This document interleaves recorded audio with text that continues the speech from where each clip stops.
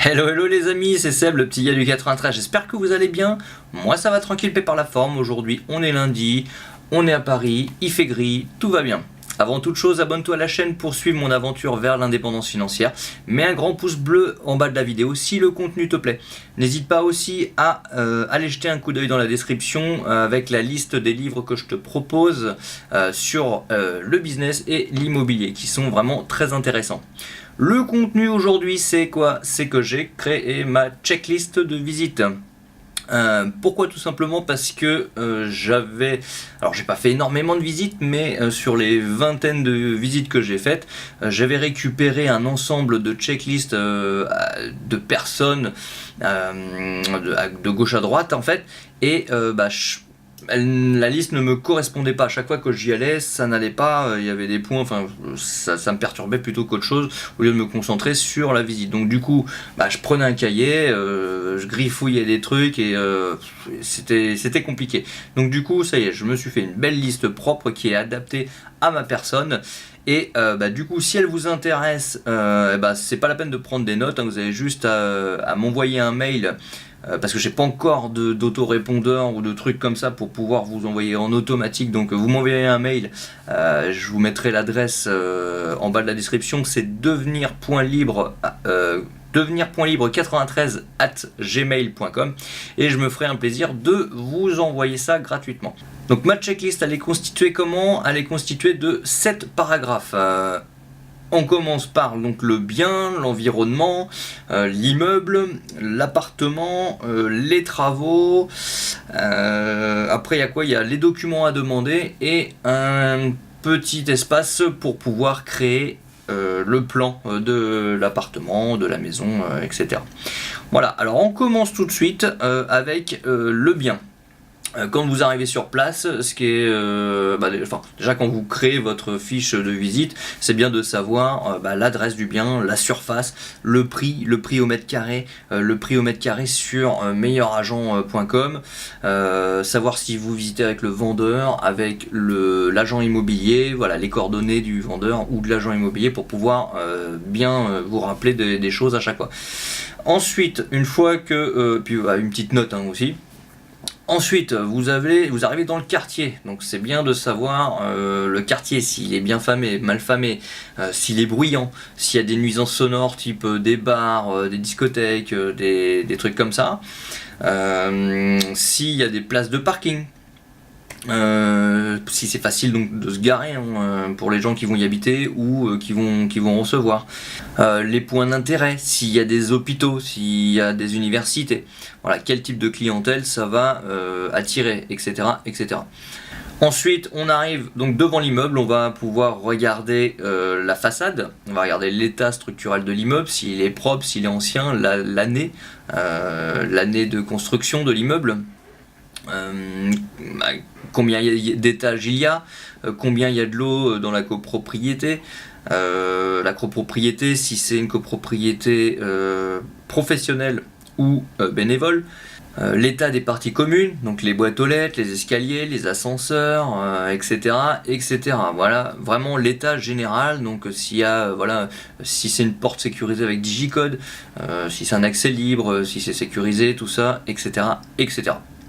Ensuite, une fois qu'on rentre vers l'appartement, on va regarder déjà la porte palière, dans quel état elle est. On va regarder la serrure, s'il faut la changer ou non. Parce que pour du locatif, c'est bien d'être bien protégé, d'avoir une bonne serrure. Ensuite, on rentre, on regarde l'état général de l'appartement. S'il est bon, moyen, excellent, mauvais. Alors, ce que je vous ai fait, c'est que, ce que je me suis fait pour aller plus vite, c'est que j'ai rempli. Au préalable, j'ai mis des cases, donc il y a juste à cocher les petites cases, si c'est oui, si c'est non, si c'est en bon état, en mauvais état, etc. Ça va très très vite comme ça, on n'est pas obligé de marquer en fait. Alors il y a des petits espaces pour des commentaires si on veut, mais voilà, on arrive, tac, et on n'est même pas obligé de le faire sur place, hein. On peut tout noter, on jette un coup d'œil si on a checké tous les éléments, et puis une fois qu'on ressort de l'appartement, on va à sa voiture et hop, on check toutes les cases rapidement. Comme ça vous laisse plus de temps et à vous intéresser un petit peu aux vendeurs ou aux biens directement. Donc, alors on est rentré dans l'appartement, on a regardé si le sol était plan, si on a regardé la hauteur sous plafond, si elle est suffisante.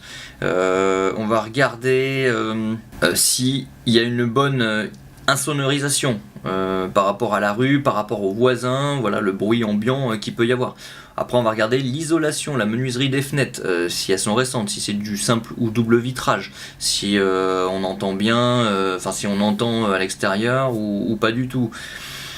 Parce que ça il va falloir le calculer si on doit les changer, et surtout les fenêtres, savoir si c'est des tailles standards. Si on voit que c'est des fenêtres un petit peu ancien temps, ça va coûter assez cher parce qu'on ne peut pas vraiment changer, modifier la structure extérieure de l'immeuble, à moins de faire des demandes après en mairie, mais c'est très rarement accordé. Ensuite on va regarder s'il y a des traces d'humidité. S'il y a des traces d'humidité, s'il y a des VMC qui sont en fonctionnement ou non. Donc ça, hop, on le note.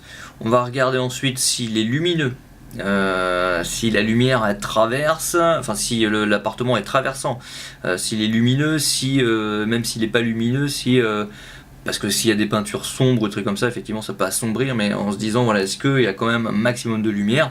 Donc du coup on va vérifier l'exposition, si on est au sud, au nord, à l'ouest, à l'est, donc déjà au niveau de la pièce de vie, et puis au niveau des chambres, voilà l'orientation des chambres, des pièces de vie, l'orientation des pièces de couchage.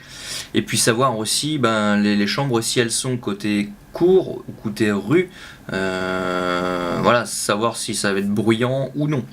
Après on peut regarder s'il y a de la place perdue, comme des couloirs, des dégagements, des trucs comme ça, et savoir si cette place là elle est récupérable ou non. Si c'est de la cloison, si on peut tout péter, refaire un grand espace de vie, si on peut réagencer différemment, voilà. Donc ça, hop, on le note directement. Après on va regarder le type de chauffage, s'il est collectif, s'il est individuel, s'il est au gaz. S'il est individuel au gaz, on va demander l'année de la chaudière, de quelle année elle est. Les chauffages, si c'est de l'électrique, est-ce qu'il faut les changer ou non, s'il faut les remplacer. Enfin ça sera plus tard, ce sera plus dans la partie travaux. Et aussi si les WC sont isolés ou dans la salle de bain. Aussi après une petite note sur les atouts et les inconvénients de l'appartement, les atouts, les plus, les bonus, s'il y a un balcon, une terrasse, une cave, une place de parking, et puis les inconvénients, suivant s'il y a un défaut structurel, s'il y a un truc rédhibitoire, des murs porteurs qui font que vous pouvez rien agencer dedans, qu'importe, les trucs à noter. Voilà. Donc ça, c'est la partie pour l'appartement. Ensuite, donc j'ai fait une partie travaux, donc j'ai rappelé les estimations des prix des travaux au mètre carré. Après, ça joue beaucoup en termes au niveau des régions, ça va jouer beaucoup suivant le type de matériaux que vous allez choisir, suivant ce que vraiment les meubles que vous allez mettre dedans, etc. Donc ça va jouer énormément. Puis le type d'artisan aussi que vous allez prendre. Mais voilà, j'ai pris une fourchette, donc c'est pas c'est une approximation, étant donné que si vous avez un studio à rénover qui fait 20 mètres carrés, le prix du mètre carré de la rénovation va pas être la même que si c'est un 2 ou 3 pièces, parce qu'une fois que vous avez rénové la salle de bain, la cuisine, une chambre, poser un sol, un coup de peinture dans la chambre et des meubles, ça va pas vous coûter aussi cher que si vous comptiez les mètres carrés comme si c'était une cuisine ou une salle de bain. Donc plus vous allez prendre un appartement grand, moins le prix au mètre carré se fera ressentir. Donc la partie travaux, je vous ai mis ce petit tableau récapitulatif pour qu'au premier coup d'œil vous puissiez définir à peu près un budget travaux dedans. Donc J'ai mis les postes onéreux, donc cuisine, salle de bain, voilà, savoir s'il faut la refaire complètement ou non. Après, il y a toute l'électricité, la plomberie. Donc l'électricité, s'il y a un disjoncteur différentiel à changer, s'il faut refaire toute l'installation électrique ou pas. La plomberie, donc ça va de pair un petit peu avec la salle de bain et la cuisine, suivant si vous voulez tout remplacer ou non. Voilà, il faudra tirer des tuyaux de plomberie, donc en cuivre ou en PER, hein, comme vous voulez. Une fois que ces postes-là sont bien définis, c'est ce qui va être le plus gros. Après, savoir les sols.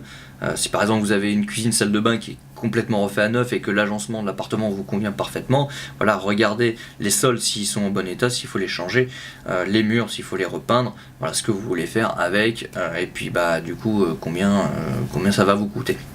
Une fois qu'on a regardé les travaux, on a des documents à demander, hein, les derniers procès-verbaux d'assemblée générale, les décomptes de charges, les taxes, hein, taxes foncières, taxes d'habitation, si l'appartement il est loué, le bail, le bail en cours, le montant du loyer.